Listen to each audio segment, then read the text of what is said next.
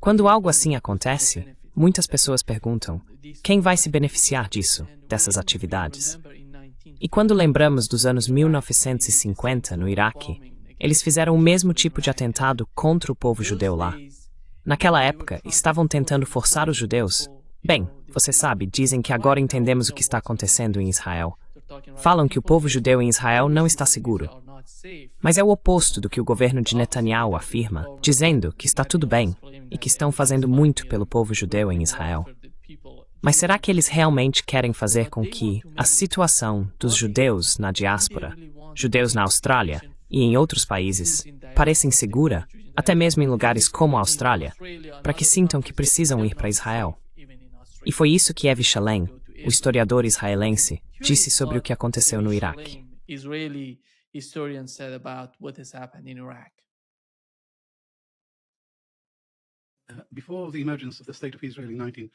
Antes do surgimento do Estado de Israel em 1948, havia um grande número de judeus vivendo no mundo árabe, algo em torno de 800 mil. Havia judeus no Líbano, na Síria, no Egito e no Iraque. A comunidade judaica do Iraque era a mais antiga, remontando a 2.500 anos. Era também a mais próspera, a mais bem-sucedida e a mais integrada à sociedade local. Antes de 1948, havia judeus em todo o mundo árabe, e a convivência entre muçulmanos e judeus não era um sonho distante. Era a realidade cotidiana. Judeus e árabes viviam lado a lado até a chegada do sionismo. Minha família e eu éramos judeus árabes, falávamos árabe em casa, não falávamos nenhuma outra língua.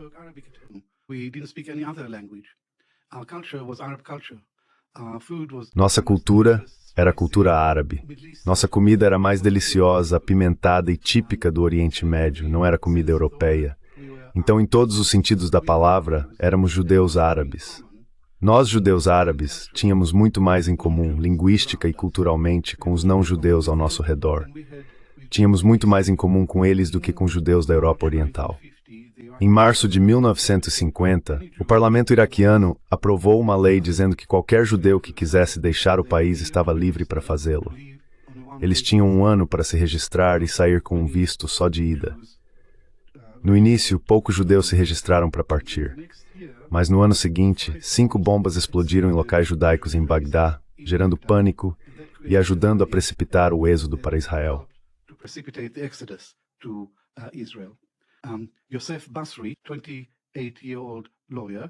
Yosef Basri, um advogado de 28 anos e ardente sionista, foi responsável por 3 das 5 bombas. Seu controlador era um oficial de inteligência israelense chamado Max Beinet, que lhe deu as ordens e o TNT. Em 1950, havia cerca de 135 mil judeus no Iraque. No final de 1952, restavam apenas cerca de 10 mil e 125 mil haviam ido parar em Israel. Saímos do Iraque como judeus e chegamos a Israel como iraquianos. O problema é que Israel afirma ser o Estado dos judeus. Afirma falar em nome de todos os judeus em qualquer lugar. O sionismo é uma coisa askenazi, não tem nada a ver com...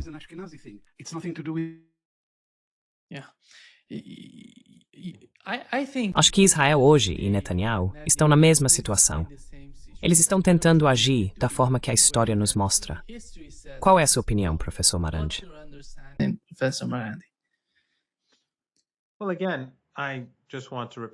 Bem, mais uma vez, quero apenas repetir que não estou dizendo que o regime israelense estava por trás disso. Mas se alguém se beneficia, como você mencionou há alguns minutos, se há alguém que se beneficia com isso, seria o regime israelense. Agora, pode ser simplesmente que esses 2 homens, esse pai e filho, por causa de sua ideologia extremista wahhabita ou salafista, a ideologia takfiri, tenham chegado à conclusão de que poderiam simplesmente massacrar pessoas comuns. E é isso que eles fazem no Irã. É isso que eles fazem quando atacam o Irã. É isso que eles fazem quando atacam o Iraque. É isso que eles fazem.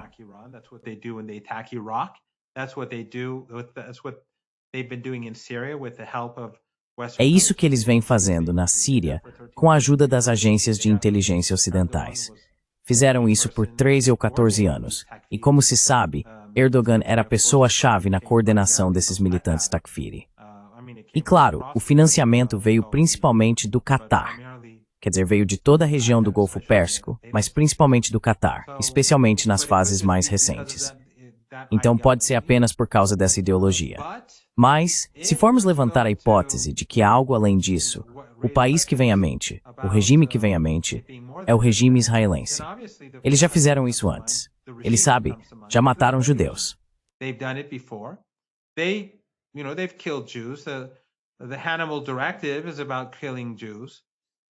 A diretriz, Hannibal trata de matar judeus. Vimos isso em 7 de outubro, quando, segundo alguns, eles teriam matado centenas dos seus próprios, para que não fossem feitos prisioneiros para troca. Eles já usaram a diretriz Hannibal antes em Gaza, quando soldados do regime israelense foram capturados. E claro, um regime que comete genocídio, um regime que não tem quaisquer limites morais, que massacra crianças diariamente. Enquanto falamos, todos os dias eles estão matando aproximadamente o mesmo número de pessoas que foram assassinadas na Austrália, em Gaza, todos os dias, durante este chamado cessar-fogo falso. Todos os dias eles estão matando palestinos.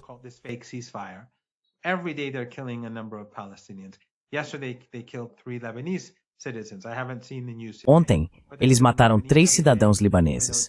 Não vi as notícias de hoje, mas estão matando libaneses todos os dias, mesmo havendo um cessar-fogo. E os garantes ocidentais estão completamente calados porque são cúmplices. E em Gaza, estão impedindo a entrada de alimentos.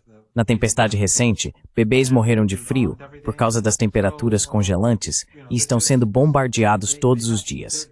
Então eles não têm regras nem bússola moral. Está claro que poderiam fazer qualquer coisa. Mas, novamente, isso não significa que foram eles que fizeram. Ainda assim, se formos olhar além dessas duas pessoas, o primeiro lugar onde se deve olhar é o Mossad.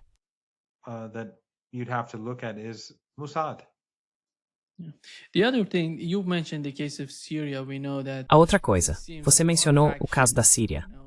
Sabemos que parece que uma facção do ISIS está atacando outra facção lá. O objetivo principal, no geral, é balcanizar a Síria. Eles estão fazendo isso e querem fazê-lo oficialmente. Querem dividir a Síria em diferentes regiões. Qual é o seu entendimento sobre o que está acontecendo na Síria? E quanto do que está acontecendo lá está relacionado ao governo turco, ao governo de Erdogan? E quanto vem de Estados Unidos?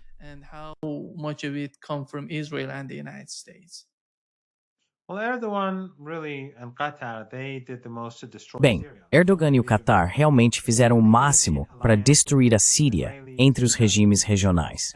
Fizeram isso em aliança com os israelenses e os americanos, e agora criaram uma catástrofe para todos.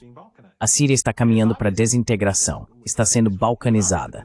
Era óbvio que isso iria acontecer. O salafismo não tolera nenhuma visão de mundo diferente da sua, incluindo o islamismo sunita, incluindo o islamismo sufista. Então, o que acontece automaticamente quando se tem um terrorista como Jolani em Damasco? As minorias, todas elas, aquelas que são tradicionalmente seculares, aquelas que são sunitas moderadas, todas estão em perigo.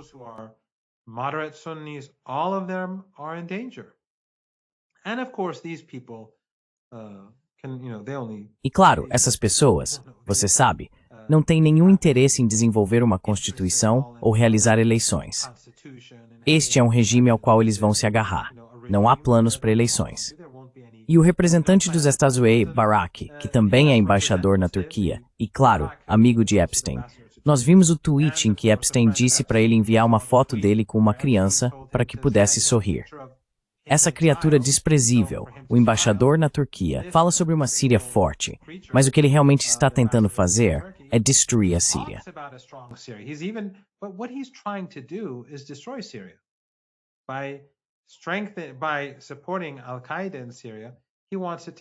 Ao apoiar a Al-Qaeda na Síria, ele quer que o país imploda. Na verdade, ele falou recentemente sobre a Síria e o Líbano, basicamente dizendo que o Líbano e a Síria deveriam pertencer à Síria. Ele só quer criar divisão, quer provocar uma guerra entre a Síria e o Líbano para causar ainda mais destruição. Por quê? Porque é isso que Israel quer.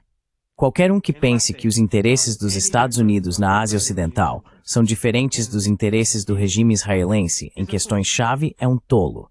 E aqueles que apoiaram a guerra suja na Síria, os regimes da nossa região, sabiam que isso era mando dos Estados Unidos e em benefício do regime israelense.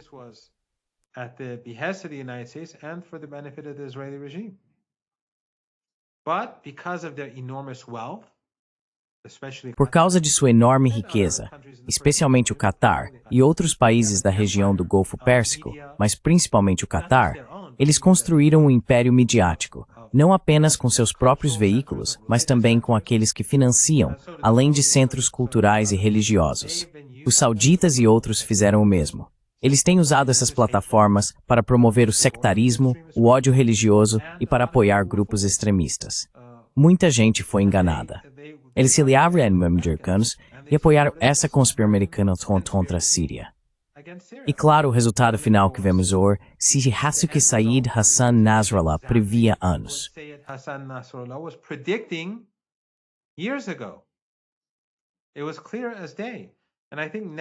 Era claro como o dia. E acho que agora muitas dessas pessoas que foram influenciadas por esses meios de comunicação e instituições religiosas estão começando a enxergar a realidade. As mais razoáveis, aquelas que agora estão observando o que está acontecendo na Síria. Elas entendem que o wahhabismo, o salafismo e esses grupos terroristas são todos prejudiciais aos interesses da nossa região, aos interesses do mundo islâmico. E o Ocidente está constantemente atacando o Islã e os muçulmanos por causa desses grupos terroristas, por causa desses extremistas. Os mesmos extremistas que eles ajudaram a criar, os mesmos extremistas que apoiaram na Líbia. Eles apoiaram esses grupos terroristas para derrubar o governo líbio.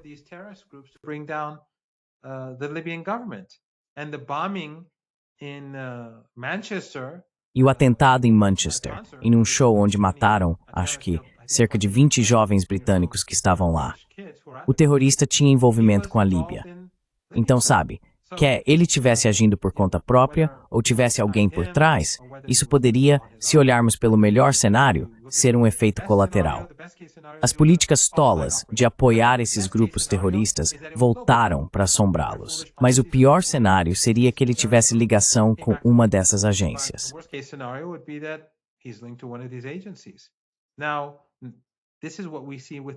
Agora, é isso que vemos com o 11 de setembro.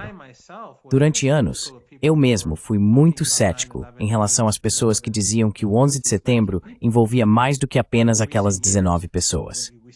Mas nos últimos anos, vi trechos da série de 5 partes de Tucker Carlson.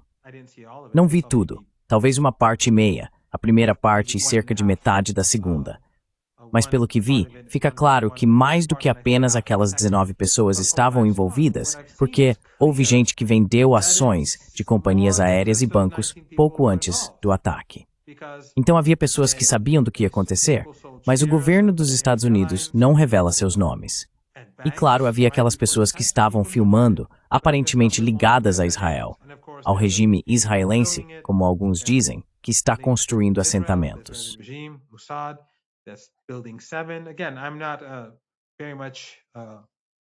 De novo, não estou muito familiarizado com os eventos em torno disso, mas a questão é que esses grupos estão fortemente infiltrados e há pessoas com interesse em usá-los no Ocidente como ferramentas. Então, seja na Austrália ou em Manchester, anos atrás, há duas maneiras de ver a situação. Ou foi apenas uma ou duas pessoas realizando um ataque, nesse caso, é uma reação, ou essas pessoas estavam ligadas a agências de inteligência. E se estavam, então, obviamente são as mesmas agências de inteligência que vêm trabalhando com eles há décadas.